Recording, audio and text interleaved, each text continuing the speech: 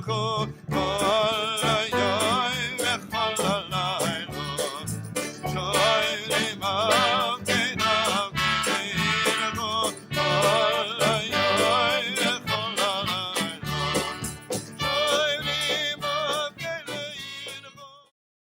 morning, everyone.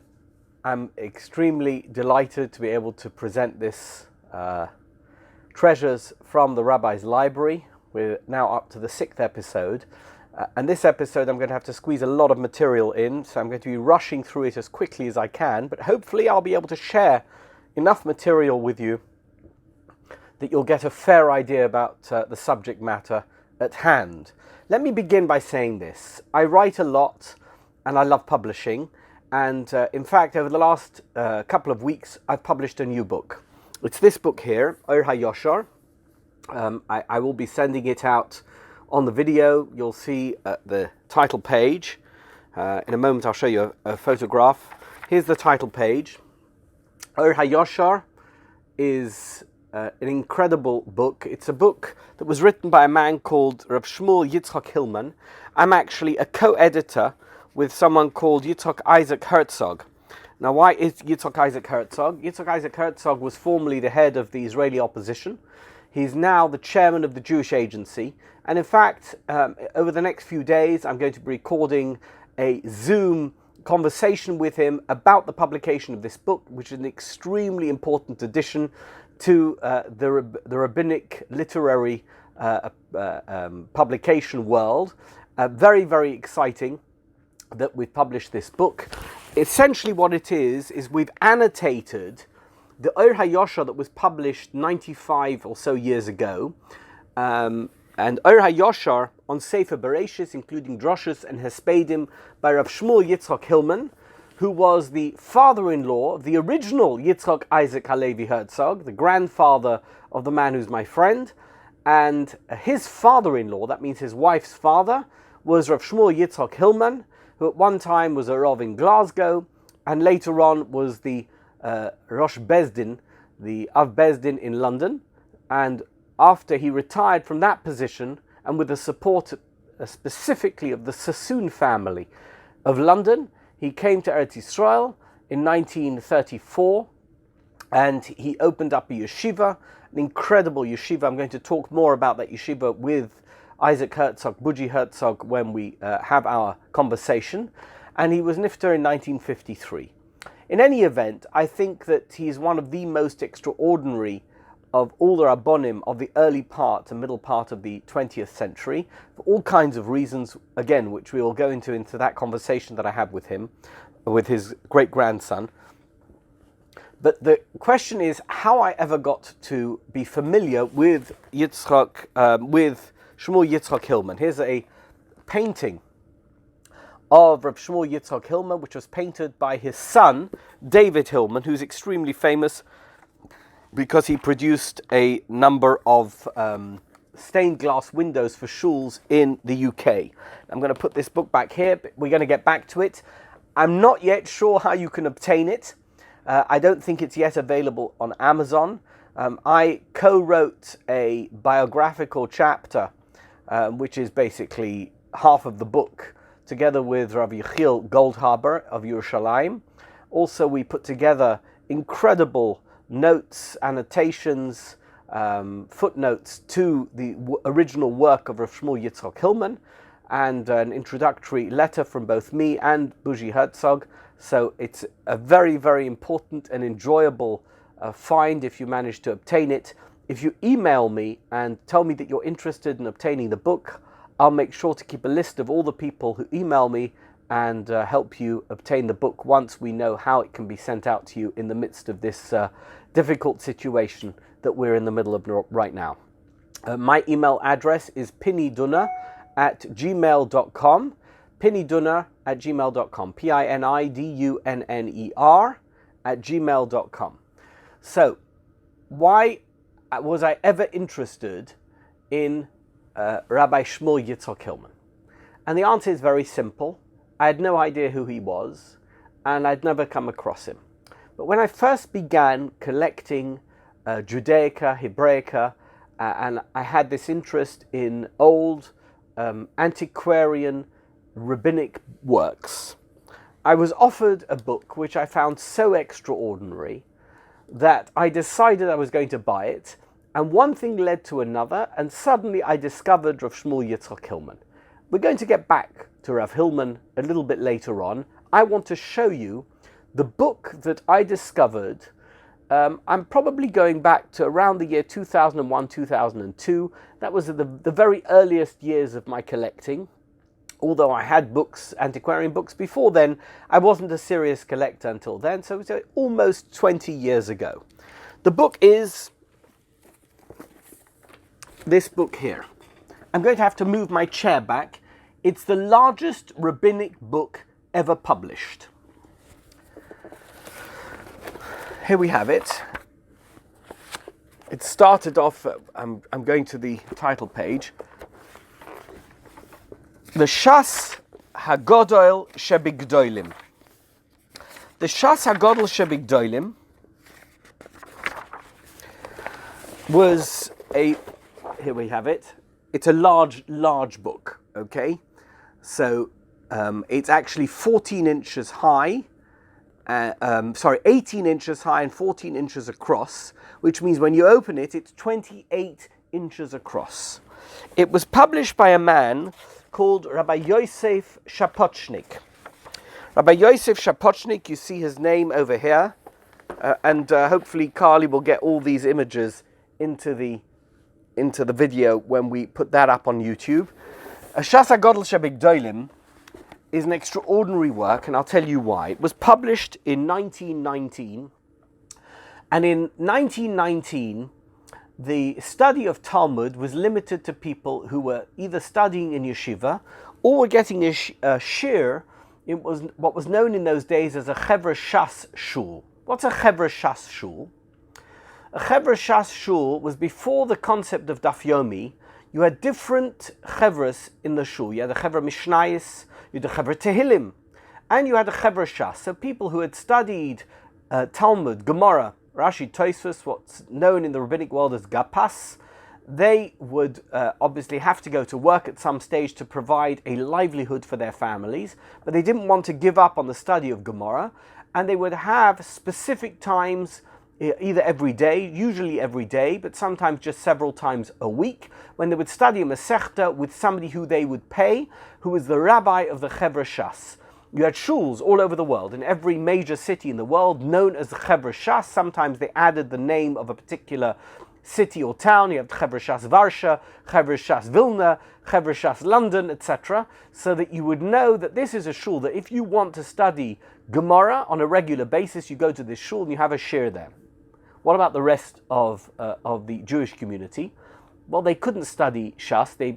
Most of them left cheder or school, whatever they studied in, at the age of 12, 13, 14 to go to work. Their knowledge of the study of Gemara was extremely limited, and therefore they weren't able to study Gemara. They would listen to a shir from the rabbi on occasion. I'm sure Shabbos HaGodol, Shabbos Shuvah, their rabbi would give a pilpul. However, on a regular basis, if you were lucky, they studied Mishnayos, Chumash, Rashi, etc., but they would not study Gemara. Rabbi Joseph Shapotshnick, who we're going to hear a bit about, was a rather strange man, but what he was, in his heart of hearts, was an educator. And he decided, I am going to publish a Gemara that facilitates the study of Talmud for those who are uninitiated. Let me show you what he did. So he took, this is the first page of his Shas HaGodol Shebigdolim, and you see the first thing he did was, in fact he took it from an earlier edition of Pinner, he took the Mishnayos and he added vowelization. So if you're not familiar with the study of Gemara, you can read the Mishnah. And he added all kinds of things, study aids on the side, not just Rashi and Tosfos, which are impenetrable to people who've never studied Gemara before, but he took the Perush HaMishnayos of the Rambam, and he added here Perushim that he claimed to have written. Later on I discovered that he plagiarized much of the material. But Kinus LaChachomim, which takes material from all the different commentaries on the Gemara.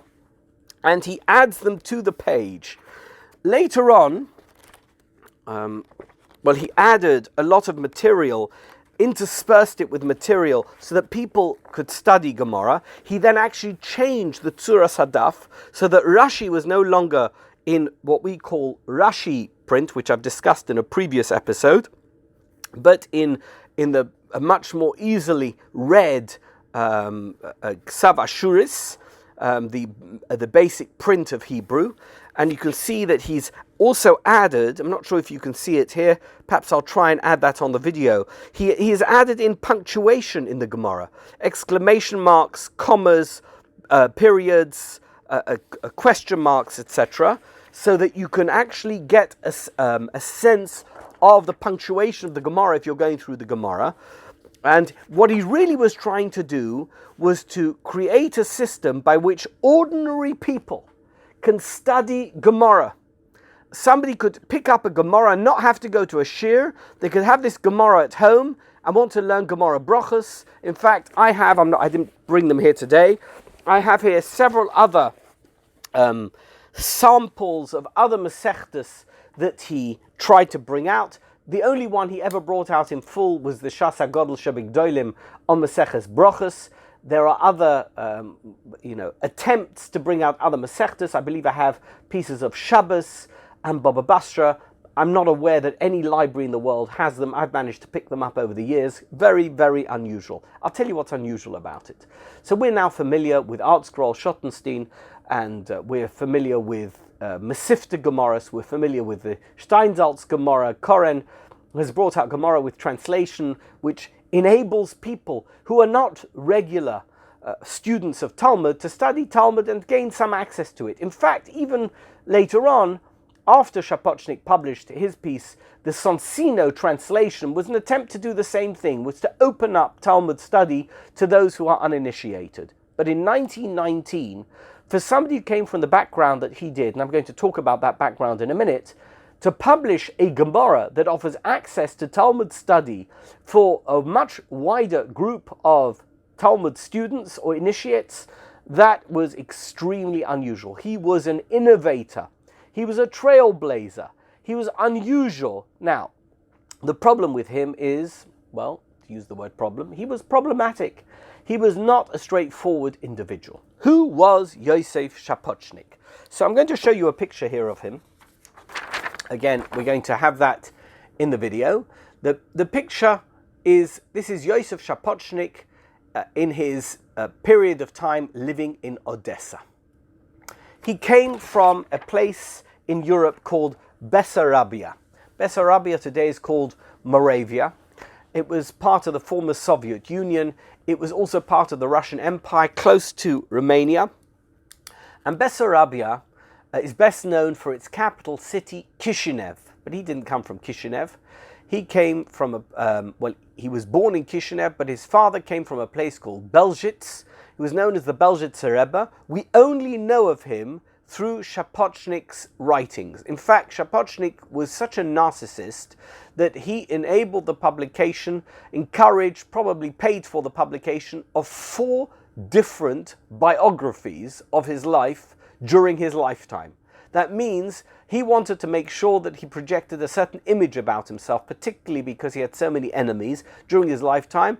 It's extremely unusual, but he had 4 separate publications which were biographies. I have a couple of them here. I'd have to find them. I have so much material which I've put together here, but here we are. We have 2 here.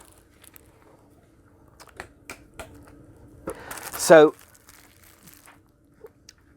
I'd also like to thank Richard Wood from Vancouver, who is sponsoring this particular episode of Treasures from the Rabbi's Library. And Richard is somebody who I'm in touch with on a fairly regular basis. He's doing this in memory of his grandfather, Henry Phillips Tzvi Hirsch Ben Meir, whose yahrzeit was on the 2nd of Iyar.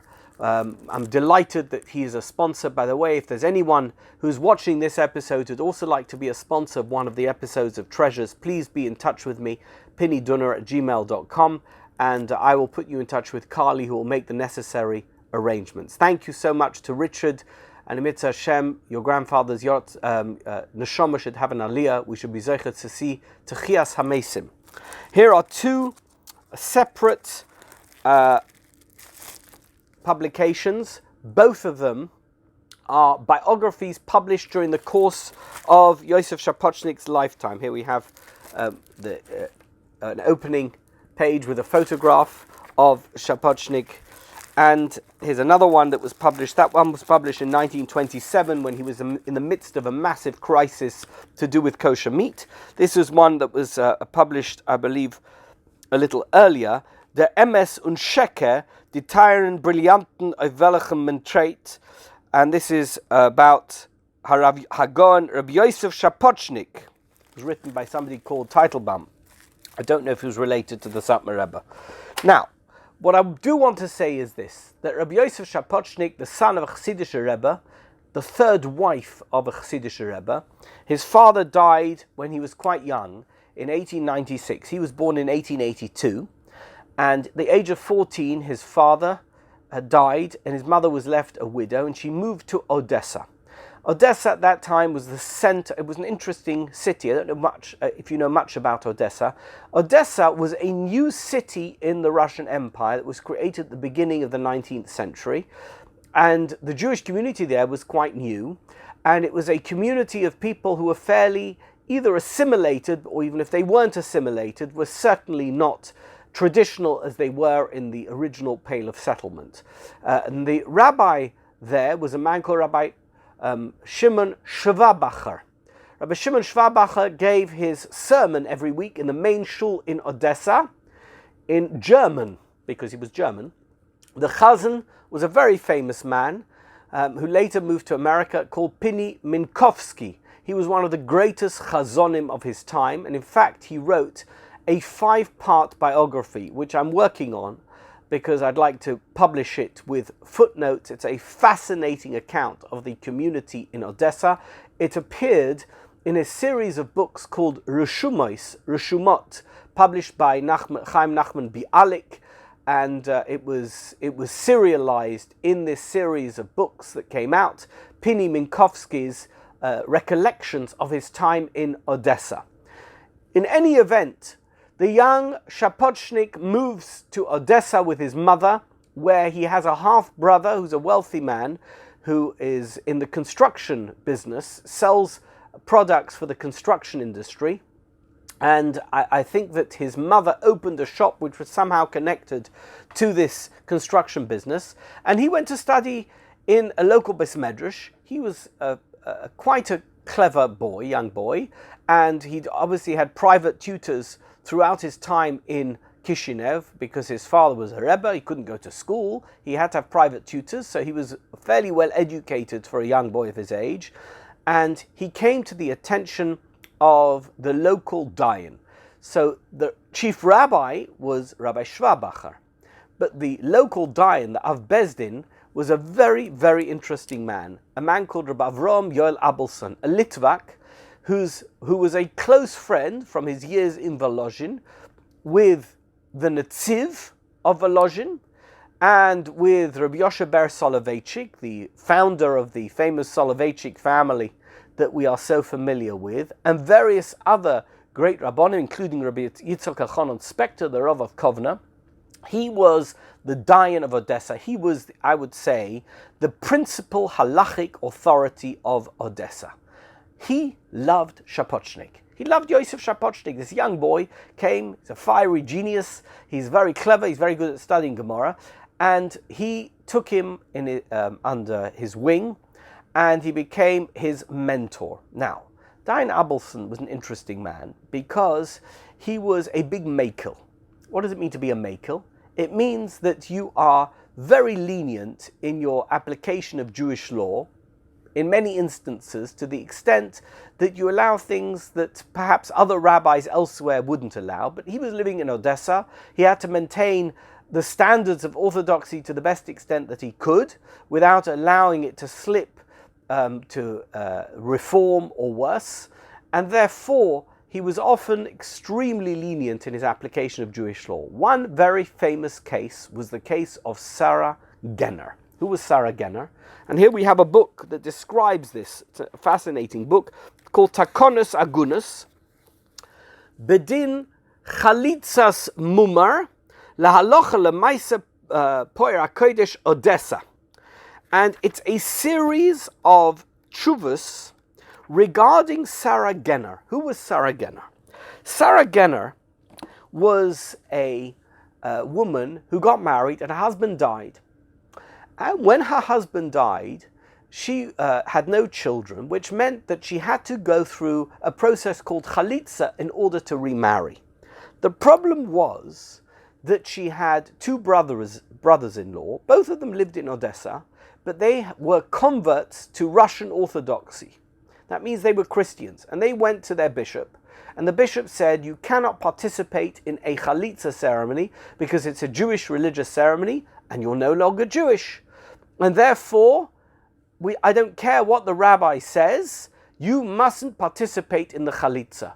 So suddenly she was left in a situation, this Sarah Genner, where she couldn't remarry and have children. I don't know how old she was. I don't think that she was that old. And Rabbi Yoel Abelson, who was the Dayan, the Rosh Bezdin in Odessa, was left with a situation where he would have to resolve this woman's plight, this woman's dreadful circumstances in the face of the local bishop's intransigence with regard to allowing her brothers-in-law to perform chalitza. So he therefore came up with a psak halacha in which he said that the two brothers-in-law, because they are converts out of the Jewish faith, cannot possibly participate in chalitza because she wouldn't want to be meyabim with them. She wouldn't in any event want to marry them. Therefore, they can't perform chalitza. I'm not going to go into the details of the case, and it became extremely controversial. What he was trying to do was create a situation where someone who couldn't remarry, and in a very specific set of circumstances, could remarry without going through the chalitza process. As this was happening, who was his primary talmid, his primary student? None other than Joseph Shapotshnick. That was the education that he got. Now, Joseph Shapotshnick got his smicha from Rabbi Yoel Abelson, but not only from him. He also got it from the Maharsham. Who was the Maharsham? The Maharsham was Shalmodcha Shvadron of Berzhani. His grandson was the famous Maggid of Yerushalayim. And we know the Tshuvas Maharsham are extremely respected. He was somebody who spoke very highly, in fact, of the young Shapotshnick. I have here a publication, I have it somewhere, a publication that came out in Odessa, which was Shapotshnick's first publication. He was a prolific publisher. That means Joseph Shapotshnick published hundreds of books, pamphlets, and newspapers in his life. And he died at the age of 55, 56 or 55. He was a young man. This man published incessantly, regularly. He was brilliant. He was a good writer. He wrote a fluent Hebrew and a fluent Yiddish, very easy to read. He published this first book in 1905 in Odessa. It's called Medrash Yosef. We'll try and get this into your video. Medrash Yosef Hagos Maharish. And he has Haskomas from none other than Rabbi Yoel Abelson, and of course from the Maharsham. They spoke extremely highly of him. They believed him to be a genius, a future leader of the Jewish community, whether it was in Odessa or anywhere else, and they were very impressed with this young man. I think that he must have got involved, I don't have any evidence of this, with some of the radical elements in Odessa, and he had to move away rather quickly, and he ended up in Berlin. When he was in Berlin, he didn't stop publishing. In Berlin, he published Chinuch Hadas V'Hadas. Chinuch Hadas V'Hadas was a book about Chinuch. He was obsessed with Jewish education. He says the future of Jewish life depends is totally contingent on the viability of Jewish education, techniques that are used, pedagogic techniques that are used to train the next generation in Jewish studies and Jewish knowledge. And this is a book he published in Berlin. There was a famous publisher in Berlin called Itzkowski, and Itzkowski published Chinuch Hadas v'Hadas. But it didn't last very long in Berlin, in either 1913 or 1914, but certainly before the First World War. Joseph Shapotshnick arrived in London. And he arrives in London and he moves into a home. He actually had several homes in this area of London, among others. He also, for a short time, lived in Stamford Hill, but mainly in the East End of London. East End of London was at that time the center of immigrant Jewish life. Like the Lower East Side of New York, there were 100 shuls and shtibels, and he opened up his own shul, and he was known as Rabbi Joseph Shapotshnick, the great rabbi, the grand rabbi Joseph Shapotshnick, and he projected this image of being one of the greatest rabbis of Europe who had now moved to London. Whether anybody took him seriously or not, I have no idea, but I do know that during that period of time, he, again, prolifically published. He published a journal which was called Roshei Alfei Yisrael, in which he asked other rabbis in London. Here we have a title page of one of the issues. This is a full volume of all the 19 issues of Roshei Alfei Yisrael. He asked rabbis in London and outside of London to send him articles, and it's a rabbinic journal, which is a standard form of rabbinic publication in those days, that you would publish material from a variety of rabbis on a regular basis. This one came out 4 times a year, and he would send it around. One of the contributors to Roshei Alfei Yisrael was none other than Rabbi Avraham Yitzchak HaKohen Kook. How come? Because in 1914, Rav Kook happened to be in Berlin, and he got stuck there at the outbreak of the First World War, as a result of which he was briefly imprisoned, and eventually he was evicted from Germany, and he was sent to Switzerland, where he lived in St. Gallen. During 1916, he was appointed the rabbi of the Machzikei Hadas community, the congregation in London that was the flagship community of what we would call today the Haredim, but at that time was the most orthodox part of the Jewish community of London. The Machzikei Hadas appointed him as the rabbi. He had been the rabbi of Jaffa, and he stayed in London until 1919. In fact, he published a book there, and eventually in 1919 he returned to Eretz Yisrael, where he was appointed to become at first the chief rabbi of Jerusalem, under the Va'ad Le'umi, and eventually the following year as the chief rabbi of Eretz Yisrael, the first Ashkenazi chief rabbi of Eretz Yisrael, at that time Palestine. Rav Kook was a friend of, I believe I have a letter here. Here we have a letter which I once obtained from a dealer.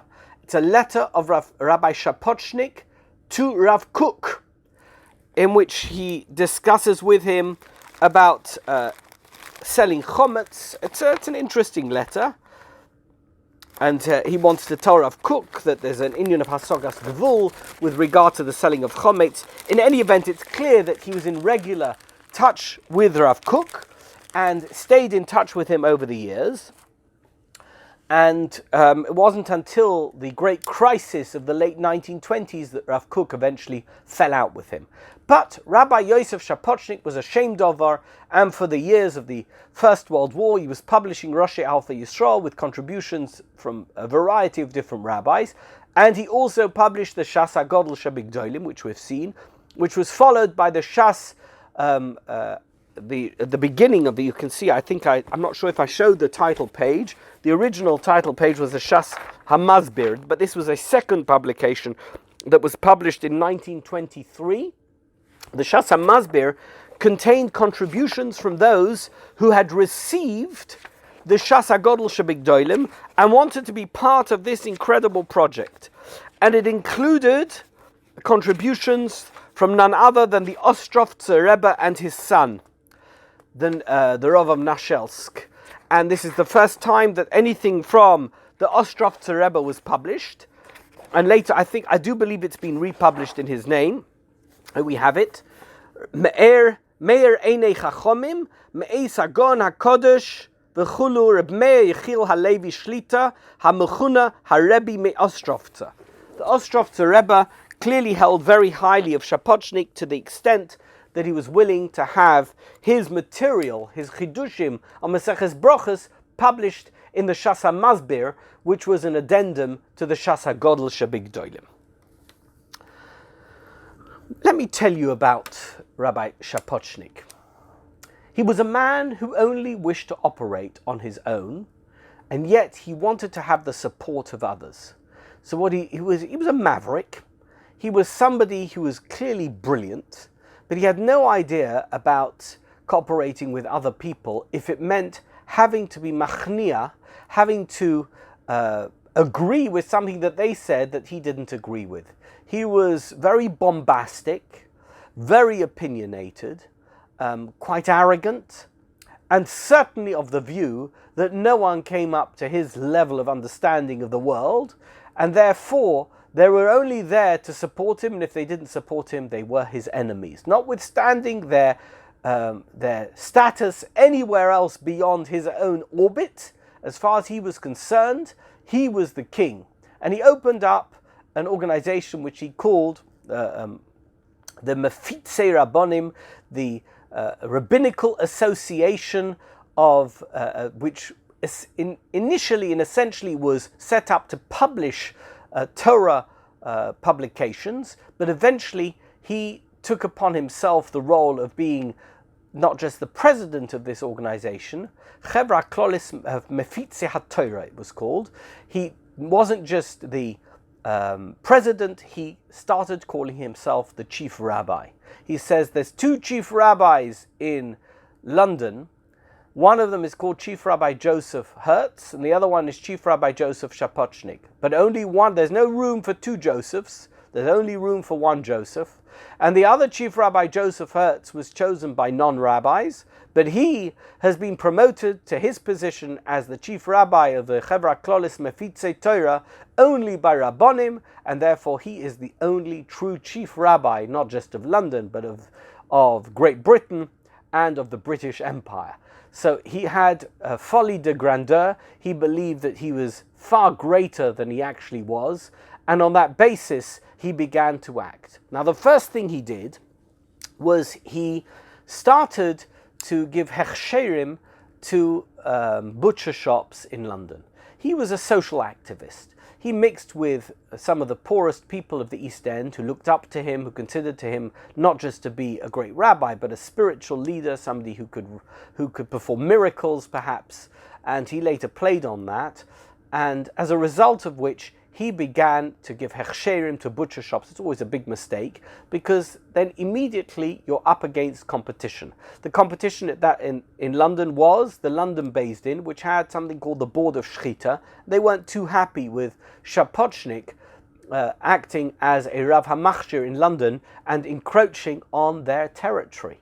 So they started looking for ways to undermine Rabbi Shapotshnick so as to reduce his influence and reduce the impact that he was having on their income and on their ability to control the kosher meat industry in the UK. He was also active in something called Takonos Agunot. Well, we know why, because his Rebbe was Rabbi Abelson of Odessa, who did the same thing. But we only know of one case, one sample case. But he felt, particularly after the First World War, when there was such a proliferation of agunos in the world, that he needed to do something in order to facilitate the remarriage of all of these agunos without them having to go through a chalitza process. And he began to look for loopholes, and he was publishing one publication after another in which he said that all of the reasons, he gave all of the reasons why it should be that these women should remarry. One after another, likroi la'asurim droir, he called them. Rav Hillman, remember him? We started off with him today. Rav Hillman wasn't happy. Now, Rav Hillman had much more influence and impact and reach than Rabbi Joseph Shapotshnick. And he wrote to the greatest rabbis of his day, of his time, Rav Chaim Ozer Grodzinski, the Chofetz Chaim, and various others, and appealed to them to join him in the fight to take down Shapotshnick, who was allowing Agunot to remarry on spurious grounds, and actually he was facilitating the birth of mamzerim, of halachic bastards, by allowing women who had not been properly freed from their marriage obligation through chalitza to remarry to a new husband and have children. So Reb Chaim Ozer and the Chofetz Chaim and various others were clearly swayed by Rav Hillman's appeal, and they began to issue letters in which they supported Rav Hillman against Shapotshnick. This was in 1928. I have to tell you that Rabbi Shapotshnick wasn't just the publisher of rabbinic books or rabbinic journals. He also published a variety of newspapers over the years. I've got here his first newspaper publication. I took this from the British Library. I didn't take it, I photocopied it from the British Library. This was his very first newspaper, was something called Der Amass, and it was a progressive national-orthodoxische Wochenschrift. He wanted to make sure that there was news available for aficionados and adherents of Orthodox Judaism, which would reflect at least his viewpoint, but he presented it as the Orthodox viewpoint. And over the years, he published a variety of different titles. The one that he was publishing towards the end of the 1920s was a newspaper called the Londoner Volkszeitung. This is one copy of it. In fact, I have the full run of the Londoner Volkszeitung. I've chosen this one, which was issue number 9, because he's in the midst now of a crisis when the rabbis, the central rabbis of Europe, this is February the 21st, 1928, the key rabbis of Europe, including the Gerer Rebbe, the Rogatchover, Reb Chaim Ozer Grodzinski, the Chofetz Chaim, have all come out against him, because what they discovered is that many of his psukim, many of the rulings that he had issued, in which he had added the names of other rabbis who he purported had supported his rulings, it had turned out that those rabbis' names had been forged, and that they had never agreed to allow their names to be used for the rulings that had been issued with them with them supporting it. So in this particular issue of the Londoner Volkszeitung, he reproduces letters from various great rabbis, including the Ostrovtzer Rebbe. This is the original Ksav Yad of the Ostrovtzer Rebbe, in which the Ostrovtzer Rebbe says wonderful things about him. He says, how can you accuse me of being all the terrible things that you say I am, if the Ostrovtzer Rebbe says I am so great? And Rabbi Yaakov Halevi, who is in fact, by that time, the Ostrovtzer Rebbe, because the Ostrovtzer Rebbe died in January 1928, and this was the following month. And Rabbi Yaakov Halevi Holstock also, he was killed in the Holocaust. In any event, but what's quite incredible is that Joseph Shapotshnick had no sense of his own inadequacy and lack of importance in the wider world of Jewish community life. Because if the Gerer Rebbe comes out with a letter against you, and alongside that letter is a letter from the Chofetz Chaim, and alongside that letter is a letter from the Rogatchover Ilui, and alongside that letter is a letter from Reb Chaim Ozer Grodzinski, you go and hide away in a hole and don't emerge until people have long forgotten that you were the object, you were the subject of such criticism. But that's not the way that Shapotshnick behaved. Shapotshnick always came out fighting. If somebody attacked him, he attacked them with double strength. A scharfer Protest von die Gdolei Hador gegen dem Gerer Mevuhal. He claimed that all the rabbis who supported him were in fact in agreement with him that the Ger Rebbe was a fool, an idiot, a madman, mavuhal. He doesn't even call him rabbi. Avraham Mordcha Alter, he says about him. Welche mit der Zeit zurück hat man Jerusalem gemacht, auf ihm Acherim zu lieb seinen Kinzen spielen, wird stehen gedruckt in Nummer 10 von Volkszeitung. And he wanted to tell the story about the Ger Rebbe and an episode that happened with Reb Meir Semenitzer. That's for another time. I'm not going to talk about that. In another page here, he goes. He devotes an entire article to a person he calls the Meshugene Ilui, welche gefindt sich in Dwinsk unter dem Namen Joseph Rosin, Rosh Tevis, Rosha Apikoros Zonov Nova. He attacked the Rogachover, and he attacked anybody who ever came out against him. It didn't matter who they were. If they said that they hadn't supported him, he accused them of lying. And if they came out against him and had previously had nothing to do with them, he would find some reason to criticize them and to say that they weren't worthy of coming out against him. In March 1928, and I have here an original ticket. We're going to send one of these out with the video. Agunot v'siyum sefer Torah lichvoi dem größten Sieg von Rabbi Dunner, Rabbi Joseph Shapotshnick, welcher geht befreien leerach 40,000 Agunot. Rabbi Joseph Shapotshnick is going to free 40,000 Jewish women from the heavy chains of Agunot in accordance with the Jewish law. And he's going to do so in association with the celebration of bringing in a Torah into his shul. The Siyum HaTorah will take place on Thursday, March the 1st, 1928. The procession will leave 24th Square, Bedford Street, E1 at 4 p.m. and will reach 7 Frostic Place, which was where he lived and had his Bais Medrash, at 6 p.m. The celebration will be of great interest to all. This ceremony was widely reported in the general press, because at that ceremony he released dozens of white doves, and he announced to the astounded audience that with the release of these doves into the air and they flew off into the sky, all the 40,000 Agunot who were left from the First World War are free to remarry. I have to tell you that nobody reacted well to Rabbi Shapotshnick's behavior. Instead of admitting that he'd made a mistake and that it was totally inappropriate for him to take a halachic position that was in complete opposition to every other rabbi in the world, he decided there was nothing else for him to do but to double down and take on every rabbi who came out against him. In London, in April 1928, a man called Reb Hersh Zelig Shemian, unfortunately, he was killed in a direct hit during the Blitz of the Second World War. He was a shochet in London. He decided, you know what, I'm going to take the man up at his own game, and I am going to issue a newspaper which is as scandalous and as disgraceful as anything that's brought out by Rabbi Joseph Shapotshnick.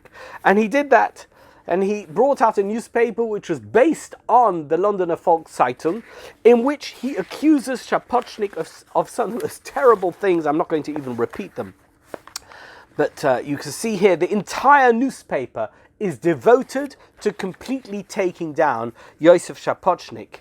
And in fact, in London, by this time, he was not considered to be a man of great effect in anything that he was doing.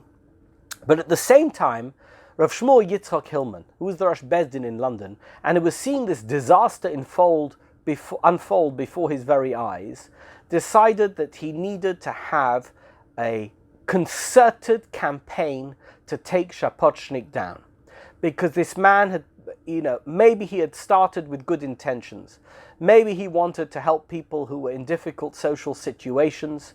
And he certainly was a man who had fought for Jewish education and done some wonderful things. And had he stuck to what he knew best without having this inflated view of his own influence and his own impact, perhaps everybody would have let it go. But unfortunately, he was treading onto territory that not only wasn't his to tread on, but was causing havoc in the Jewish world. So I have here a letter which was written by Rav Hillman to Reb Chaim Ozer Grodzinski. Here's the original letter. I will send out a copy as well together with the video when it comes out. Here's the letter from Rav Hillman, and I've translated it into English. To my dear friend, the Gaon Reb Chaim Ozer Grodzinski, after inquiring after the welfare of your honor, I repeat my request that you send me a copy of the public protest issued by the Agunot Rabbanim of Poland, and if possible, also have that issued, also the one that's issued by the Hasidic Rebbes, especially from the Rebbe of the town of Ostrovca, about whom Shapotshnick boasts in the papers that he gave him his approval and refers to him as a Gaon and a Tzaddik. Woe is to us that such things have occurred in our days. I am the one who has seen the newspaper that this demon Joseph published last Friday to support his heter with nonsense and to blind the masses by quoting the words of the Rishonim and Achronim at length, and in a loud voice calls out to all the Agunos and Chalutzos, also from other towns, to come to him, and he will give them a clear heter, a ruling that they can get married. He ridicules all the true sages of the generation and treats them like dust. He distributes this paper free and throws them into the streets. Because of the way he humiliates the sages and saints of our generation and their works, never has there been a rebellious scholar like him in our history. My heart does not allow me to send this paper to my dear friend. However, there is no end to the breaches in our faith and humiliation of the sages of Israel that result from his unending words. May his mouth be filled with earth. The letter continues, Rabbi Hillman appealing to Reb Chaim Ozer Grodzinski to come out with the Agunot Rabbanim of Poland, the most influential group of rabbis at that time in the world, to come out with a protest against Joseph Shapotshnick. And come out with a protest they did. The protest was Machoa Galuya al Dvar Kuntras Koire Lasurim Droer Shiyotzela Ober London Me Echad HaChoisem Es Atzma Joseph Shapotshnick. And this book, in which they completely take down Rabbi Shapotshnick's rulings with regards to Agunos and accuse him of being somebody who offers spurious rulings simply for self-aggrandizement and to promote himself, and having no understanding of the depth and breadth of halacha with regard to these issues. They say this man is not capable of issuing the types of rulings that are being used by anyone, and they cannot be used by anyone. This is the original booklet that came out, the Kuntras Itunoi. The Kuntras Itunoi was a pamphlet that came out from time to time, published by the Agunot Rabbanim of Poland. And in this case, most of it is devoted to this Machoa Galuya against Rabbi Shapotshnick. They sent out the letter to all the members and many other rabbis around the world, and they said, please sign on to this protest, this machoa against Rabbi Shapotshnick, so that we can publish your name in association with this machoa, with this protest against Shapotshnick's activities. This is 1928. Towards the end of the year, they published the Kuntras Itunoi. I have to tell you, besides for the many letters that appeared from a variety of different rabbis, some of the greatest rabbis of the time, some of whom had signed up previously to Rabbi Shapotshnick's works and had associated themselves with his literary activities, now came out in protest against him. But that's not the most incredible part, and I'm not going to. Here's a letter from the Ger Rebbe, by the way. Hineni litztarif es oisi beloidia lechol mi ki chalila v'chalila lismoich al oisai ha'ish hamavuhol beinyonei heterim hayeduim neum yedidoi der shalom v'toiv havrom modcha alta migur, the Ger Rebbe. A similar letter, which is much sharper, from Rabbi Yosef Rozin of Dvinsk, the Rogatchover Ilui, and various others.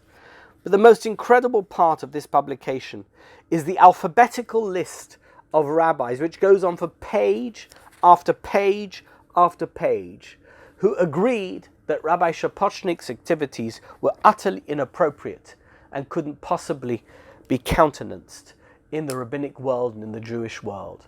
I have to tell you, to get 2 rabbis to agree on the day of the week is hard. To get 600 plus rabbis to agree that one of their fraternity, a fellow rabbi, a colleague, is wrong to the extent that they're willing to sign up to a machoah, a protest of this nature, is quite incredible. Rabbi Shapotshnick managed to unite most of the known rabbis alive at the time who were involved in any kind of rabbinic activity in the Orthodox world, and they all signed up to this protest, this machoah geluya, against him, and it was published in the Kuntras Itonoi. His reputation was utterly destroyed. But his life wasn't over. This was 1928, and he was in his 40s. What was he going to do then? He tried to open a yeshiva. He did open a yeshiva. In fact, in Stamford Hill, he moved from the East End to Amherst Park, number 36 Amherst Park, in Stamford Hill, where he opened up a yeshiva, called it Limudei Hashem, and he published the Shulchan Aruch Limudei Hashem, which he purported would be a deeper understanding into the works of the halachas of the Shulchan Aruch. But inter alia, he decided that he wished to offer, I wouldn't call it an apology, but a clarification. This was 1932. A clarification of his position with regard to his attempt to free Agunot. And he goes into a diatribe against Rabbi Hertz, Rabbi Joseph Hertz, the chief rabbi, and Rabbi Hillman. He doesn't even call him rabbi. He calls Hertz Dr. Hertz, and he calls Rav Hillman Shmuel Yitzchak, Ushmuel Yitzchak Hilmud Handayan Shaloi, Asher Mochar Es B'chayrosoi, Ba'ad Nazid Adoshim. He says he sold his birthright for a pottage of lentils. Esav b'mistar, also b'mistar amaseim, ukesheschalti lahatzil agunois, umlolais lokach hilman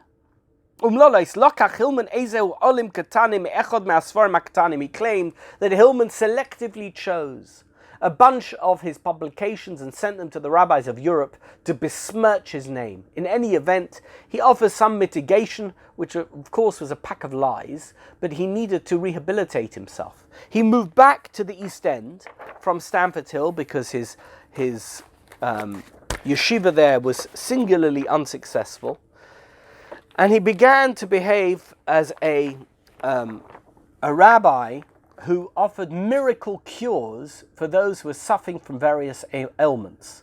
And here he published a newspaper which he called The World Doctor. He now operated from his new address, 60 Myrtle Street in Commercial Road. And we're going to put this in the video. I don't know if you'll be able to see, but here are the photographs of all the people he claimed whose lives had been saved by his activities. The important case of Mr. Bernstein of 56 Langdale Mansions, Commercial Road. He was ordered by physicians to have his leg removed, owing to the spread of poison. He visited the learned rabbi, who within the short period of 5 weeks entirely cured him. His leg is now in perfect condition, and he has followed his daily occupation without the slightest occurrence of pain. We have another story here. We show here the photograph of Mrs. Gewelb of 12A Russell Street, Stepney, who was dangerously ill during her confinement. In fact, her life and that of the child was despaired. But luckily, the learned rabbi's instructions were carried out with greatest success. He became a miracle rabbi. And so it continued until he decided he needed money and began to offer hechsherim once again for butcher stores in London, not just in the East End of London, but in Notting Hill and various other locations. They decided at that time Rabbi Hillman was no longer the Rav, the Rosh Bezdin in London. It was Dayan Abramsky, Rabbi Cheskel Abramsky. And Rabbi Cheskel Abramsky decided this cannot continue. And they appointed an inspector who would just focus his attention on the butcher stores that were under Shapotshnick's supervision.